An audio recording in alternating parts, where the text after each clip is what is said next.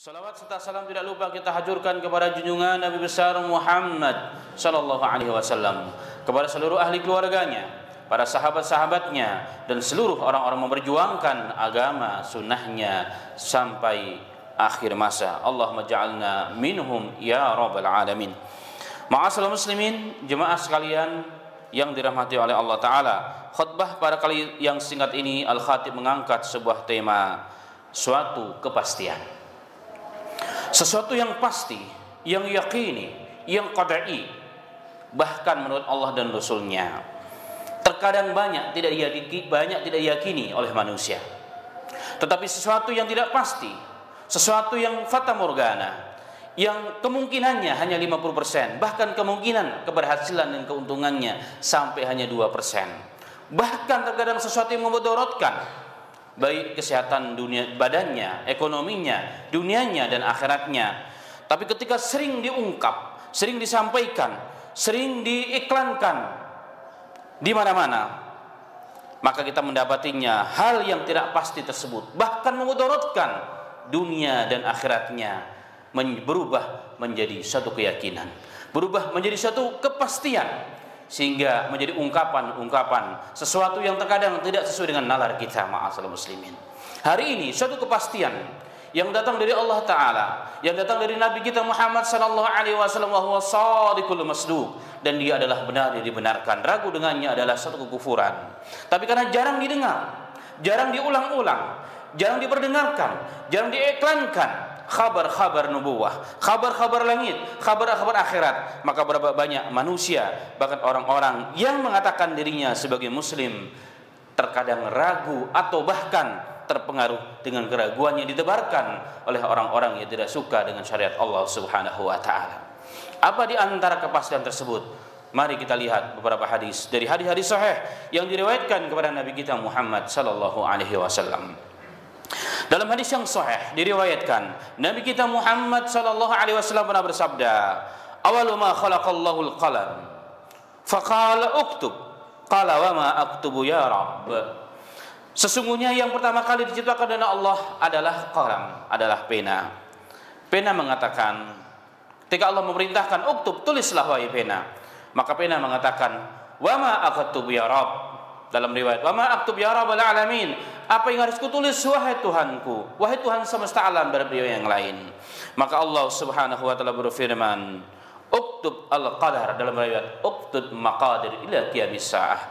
Tulislah olehmu takdir-takdir Allah Subhanahu wa taala ke atas hamba-hambanya sampai tegaknya hari kiamat. Dalam riwayat, "Fajaral qalamu fi tilka saati bima kana wa bima huwa kain ilal abad." Maka setelah itu pena menjalankan tugasnya, tugas Rabbul Alamin, menulis seluruh takdir-takdir yang akan terjadi, suatu kepastian-kepastian yang Allah tetapkan kepada hamba-hambanya yang bernama manusia ini sampai tegaknya hari kiamat.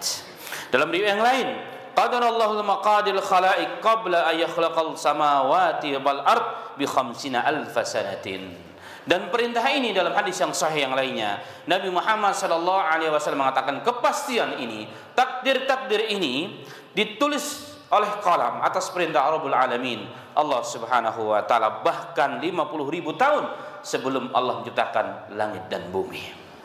Tinggal kita ukur saja, tinggal kita hitung saja berapa sudah umur dunia ini. Tidak pernah ada yang tahu. Ditambah 50.000 tahun sebelum Allah menciptakan langit dan bumi. Ternyata suatu kepastian itu yang Allah tetapkan bagi kita semua telah pasti dan telah ada dan telah tetap.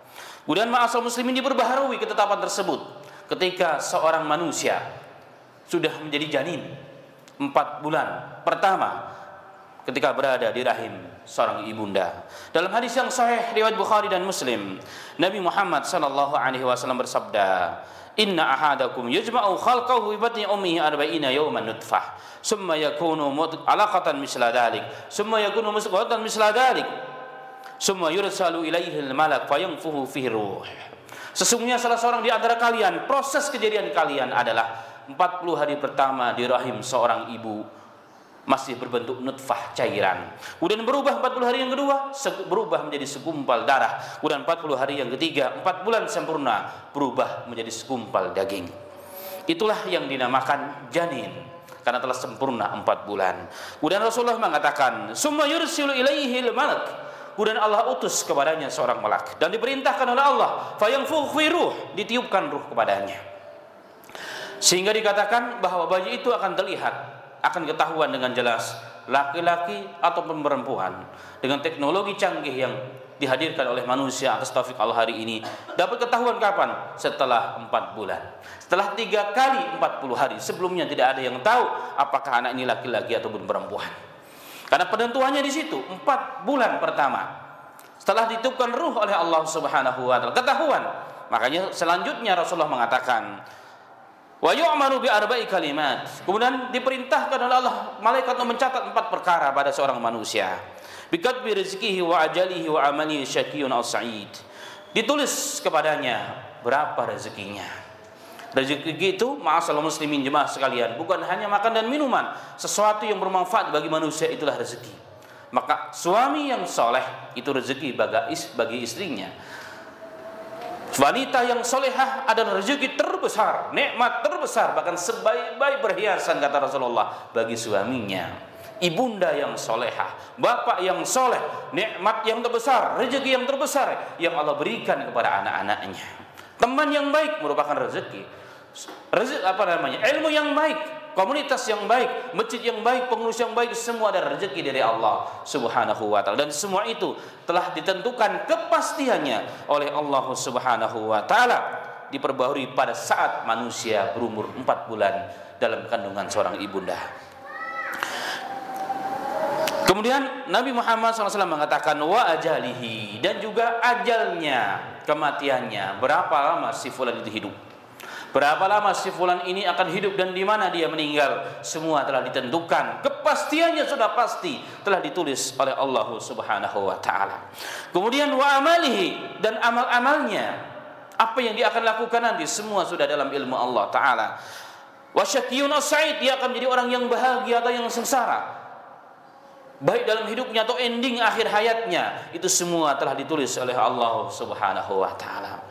Dengan hadis-hadis di atas ma'asal muslimin, maka satu di antara kepastian yang pasti-pasti, yang kepastiannya adalah pasti dan pasti, adalah ajal, adalah kematian yang selalu mengintai kita dimanapun kita berada. Ya, sunnatullah, walan tajida li sunnatillahi tabdila. Tidak akan berubah keputusan Allah di alam semesta ini, bahwa hadirnya manusia diawali dari kakek, diawali dari nenek, kemudian turun ke bapak atau ibu, baru ke anak dan cucu sekalian. Hadirnya kita di muka bumi ini, tapi kembalinya kita kepada Rabbul Alamin, kembalinya kita kepada Allah Subhanahu wa taala, sang pencipta kita, khalik kita.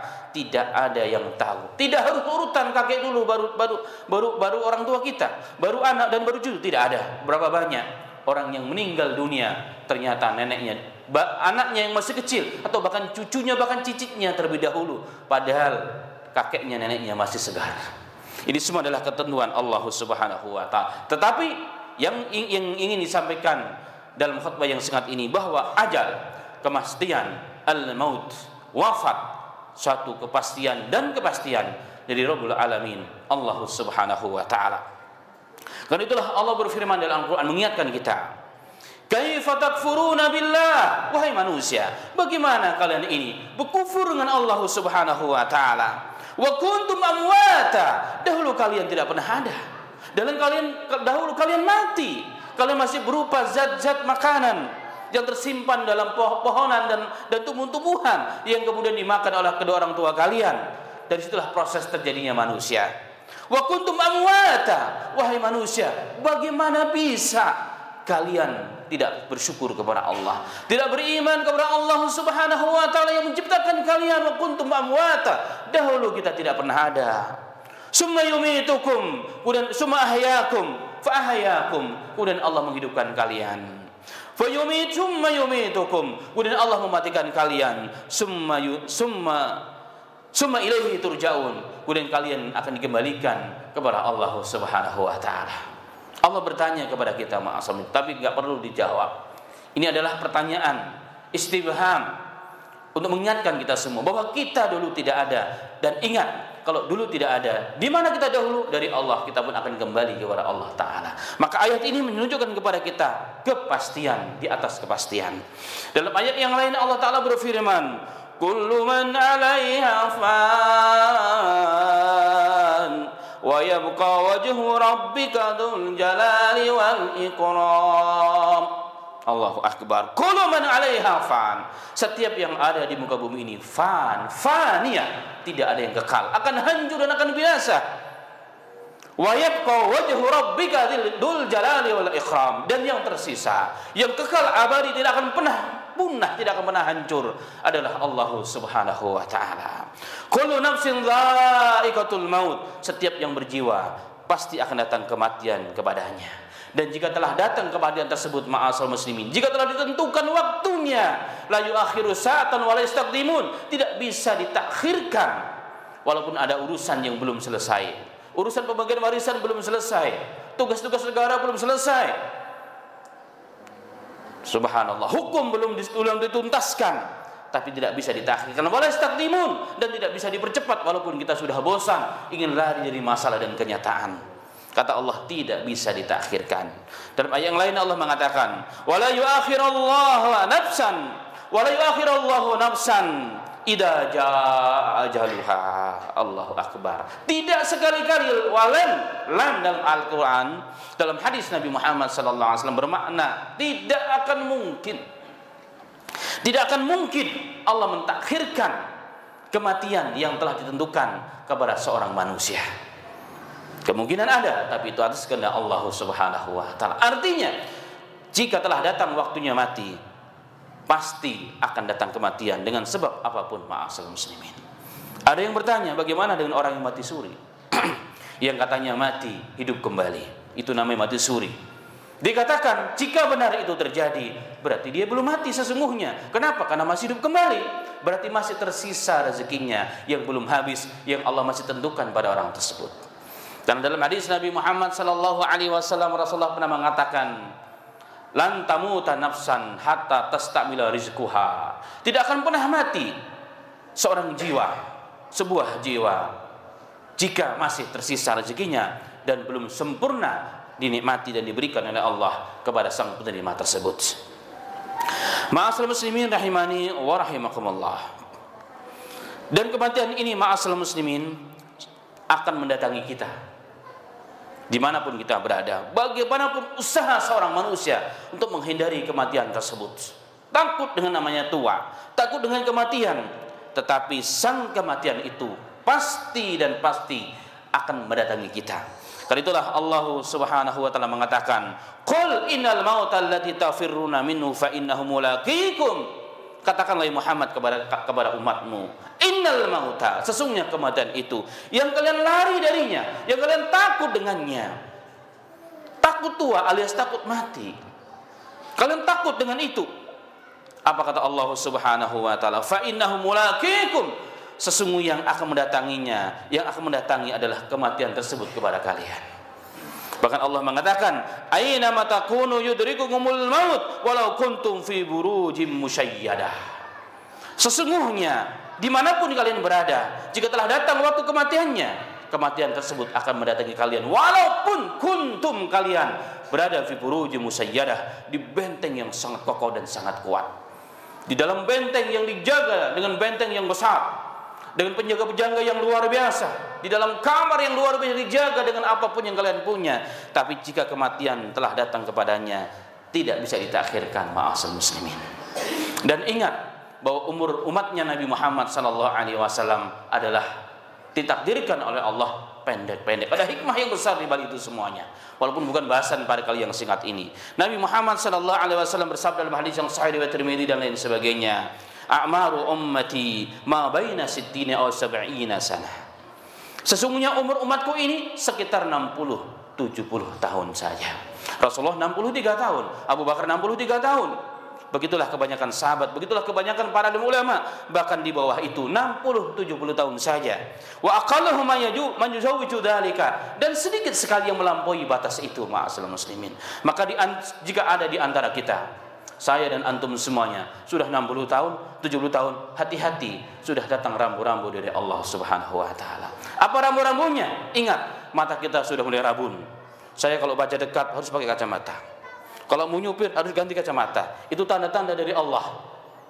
Sudah ada rambu-rambu dari Rabbul Alamin, Allah Subhanahu wa taala. Rambut yang dahulu hitam kelam yang kita banggakan karena kita masih gagah perkasa, ternyata sudah mulai berubah warnanya menjadi putih.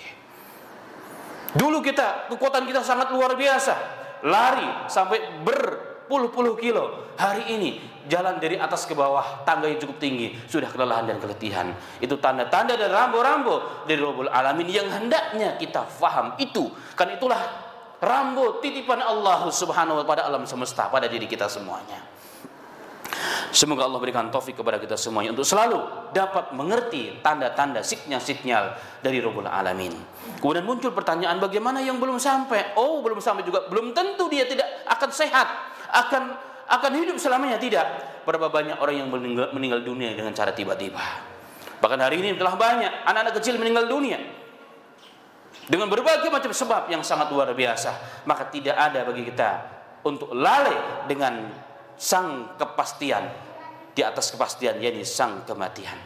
Semoga saya dan antum diberikan taufik oleh Allah Subhanahu wa taala. Amin ya rabbal alamin.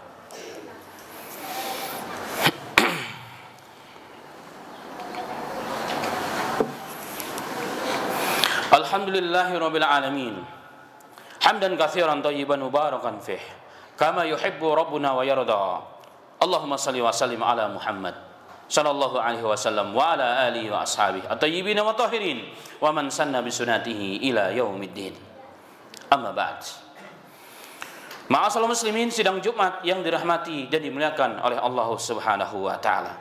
Jika kita faham dan mengerti dan meyakini bahwa sang kepastian dan kepastian, yakni sang kematian pasti datangnya. Dan jika sudah sampai umur kita 60-70 tahun, maka rambu-rambunya sudah semakin jelas. Lalu apa yang kita harus persiapkan, ma'asyiral muslimin? Allah mengingatkan dalam Al-Quran, ya ayyuhalladzina amanu ittaqullaha wal tanzur nafsum ma qaddamat lighad wattaqullah innallaha khabirun bima ta'malun. Wahai orang-orang yang beriman, bertakwalah kalian kepada Allah. Wal tanzur nafsum ma qaddamat lighad, dan lihatlah apa yang telah kau persiapkan untuk hari esok. Allahu Akbar. Allah mengatakan kematian, hari kiamat, God, besok. Begitu dekatnya kematian itu pada diri kita, ma'asyiral muslimin. Karena tidak ada yang memastikan kapan datangnya kematian tersebut. Yang terpenting bagi kita adalah apa kata Allah? Faltan wal tandur nafsun ma qaddamat lighad. Apa yang kau siapkan untuk hari besok? Hari ketika kematian menjemputmu. Itu kata Allah Ta'ala. Mengingatkan kepada kita semua. Anda silahkan boleh sibuk dengan urusan dunia.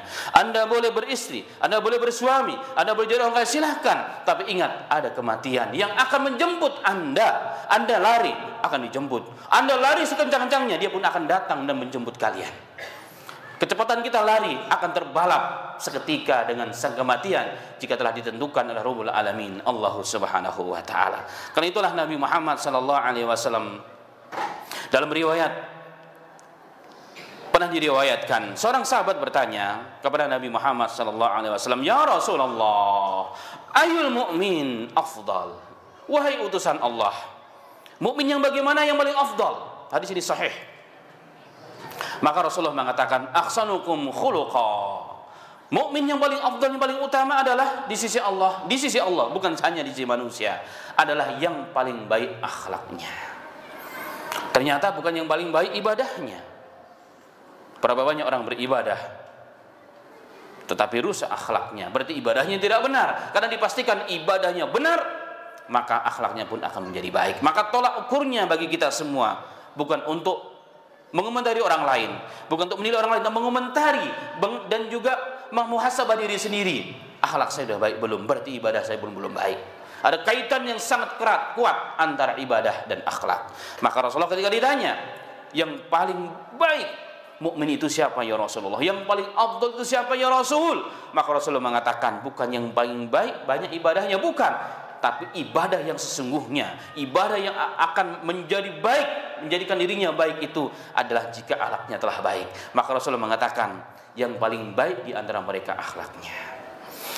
Summa qal ayyul mu'min aqyas. Kemudian mukmin yang bagaimana yang paling cerdas ya Rasul? Mukmin yang paling bagaimana yang cerdas? Kalau tadi yang afdal, kemudian yang paling cerdas bagaimana ya Rasulullah sallallahu alaihi wasallam? Maka Rasulullah mengatakan, aktsaruhum lil mauti dzikra. Mukmin yang paling cerdas adalah siapa?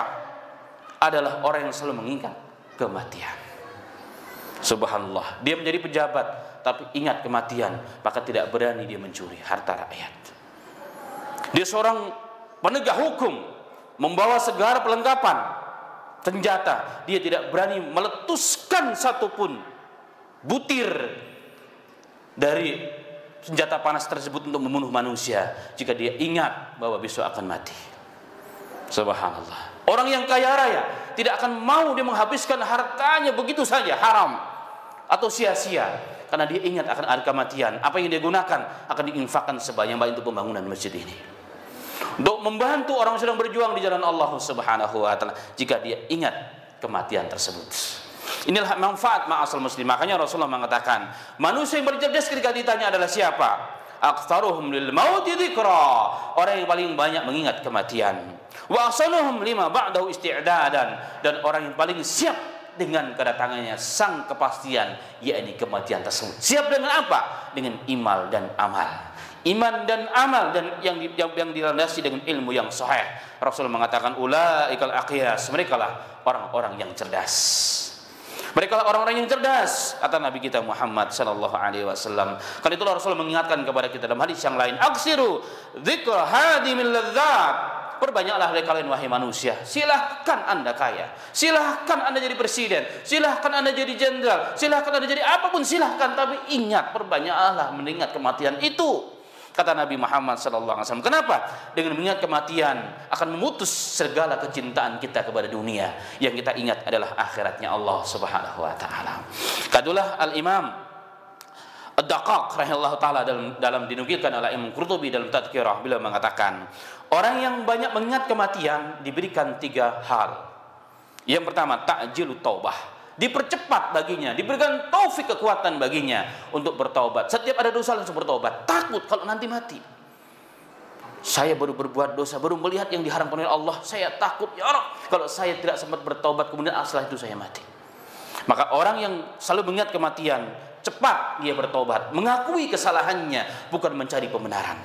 Yang kedua, qinaatul qalb, hati menjadi qanaah, cukup dengan apa yang Allah kasih, digunakan dengan sebaik-baiknya, tidak pernah melirik harta orang lain, tidak pernah melirik toko orang lain, tidak pernah melirik kebun orang lain, karena selalunya kebun orang lain adalah lebih hijau menurut kita, padahal sama saja.